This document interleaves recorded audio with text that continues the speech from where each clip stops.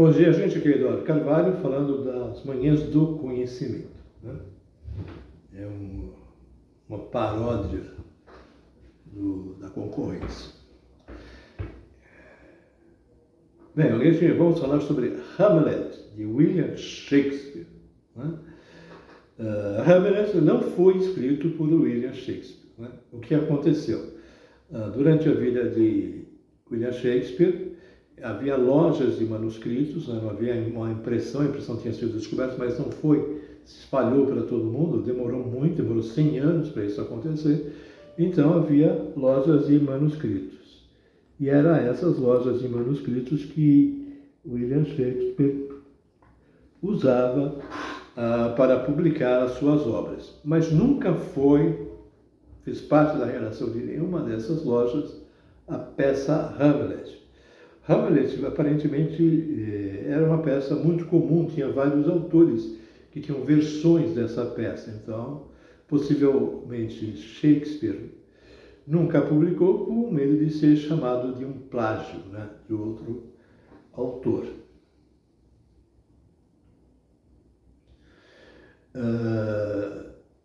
Depois da morte de Shakespeare, dois fãs incondicionais da sua obra resolveram publicar a obra completa de Shakespeare, que foi conhecida como First Folio, né? E nessa obra, então, eles pediram permissão para a família, foram buscar os documentos de Shakespeare e encontraram diversas peças que não tinham sido publicadas, iam ser publicadas nesse First Folio. Só que esses dois gostavam demasiadamente da peça chamada Hamlet, mas não encontraram uma única folha junto aos pertences de William Shakespeare sobre Hamlet. Então o que eles fizeram? Eles contrataram todos os atores da companhia de Shakespeare para que eles refalassem, eles dissessem todas as suas falas da peça Hamlet, né? Então houve outro projeto de reconstrução dessa peça. E a partir dessa reconstrução foi então editado nesse First Folio a peça Hamlet, certo? Todas as peças de William Shakespeare tinham um determinado tamanho, com exceção de Hamlet, porque era quase que o dobro do tamanho das outras peças, era muito longo. Todas as peças tinham o mesmo tamanho porque eram feitas para fazer no mesmo horário, e Hamlet também era para fazer nesse mesmo horário, não se sabe por quê. Ela é muito maior. Normalmente se diz que é por causa da reconstrução que foi feita. Durante a vida de Shakespeare, em 1605, por ali, surgiram dois manuscritos que não eram oficiais, que falaram sobre Hamlet de Shakespeare. Só quando houve a impressão, né, do First Folio, obras completas de William Shakespeare, em 1623, no prefácio ele fala sobre esses manuscritos conhecidos como K1 e K2, e dizem que eram falsificações completamente imprecisas, né, mal escritas. Um manuscrito falava uma coisa, outro manuscrito falava outra coisa, não eram de lojas de manuscritos oficiais, eram obras de malandro que queriam ganhar dinheiro em cima de otários, né? Dito isso, vamos falar então sobre o contexto da obra. A obra fala sobre corrupção, né? Então, no reino da Dinamarca, o rei foi morto, né? E um usurpador tomou o trono. No momento que isso aconteceu, houve um incômodo geral de toda a nobreza, né? Usou o exército da Dinamarca sobre o fato, né? Porque óbvio que havia alguma coisa errada, só que todo mundo se calou. Esse é o problema da corrupção, né? Todo mundo se cala.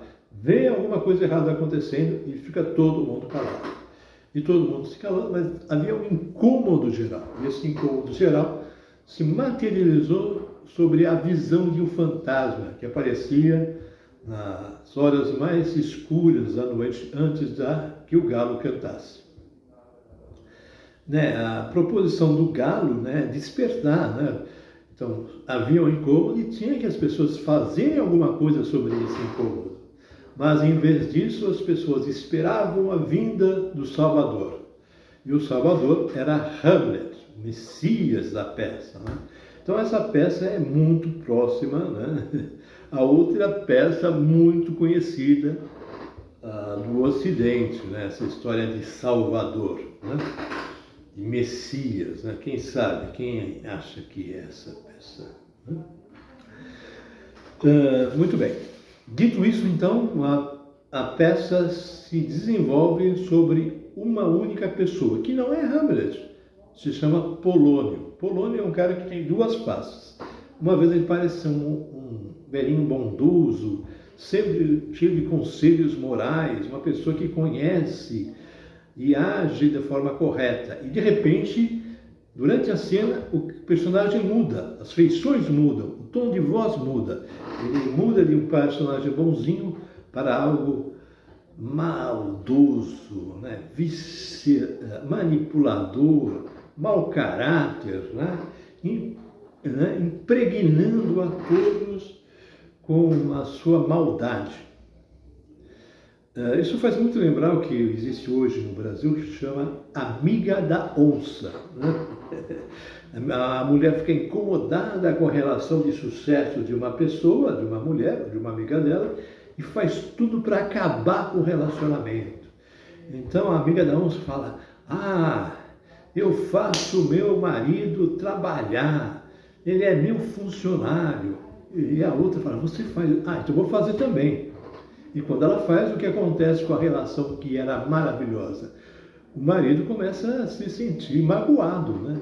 Tratado como se fosse um funcionário da pessoa, mas é por causa da amiga da onça. Aí a amiga da onça fala assim: como é bom trair, eu traio meu marido com o irmão dele, eu traio meu marido com seus melhores amigos. Na verdade, a amiga da onça não faz nada disso, ela quer manipular, né?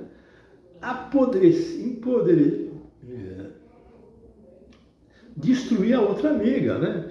Influenciando que ela faça coisa para acabar com a relação, que é uma relação boa e que a amiga da onça se sente terrivelmente incomodada com essa relação. E Polônio faz a mesma coisa. Aí chega o terceiro ponto que, olha, é melhor você matar o seu marido. E Polônio faz isso. Polônio faz exatamente isso. Ele manipula o irmão do rei e manipula a rainha para acontecer a catástrofe. E depois que acontece a catástrofe, os personagens, tanto o irmão do rei quanto a rainha, ficam totalmente fragmentados e totalmente sob o domínio de Polônio. Então, a peça começa dizendo que Hamlet estava apaixonada pela filha de Polônio, Ofélia, né? Aí a Polônio começa a envenenar a menina. E quando Hamlet percebe que a Ofélia está sendo envenenada pelo seu pai, né? O sentimento de amor se transforma no sentimento de repulsa, né? Ele começa a sentir repulsa não somente por Ofélia, não somente pelo Polônio, mas como também para toda a família. Eu acho que aquela família é terrível, né? E aí se monta a tragédia. Não é uma das peças que eu goste muito, né? Mas aqui eu disse exatamente o interessante, as coisas importantes a serem vistas na peça, né? E para vocês verem como uma única pessoa, uma única fruta pode apodrecer toda uma família, toda uma fruteira e toda uma empresa, às vezes, né?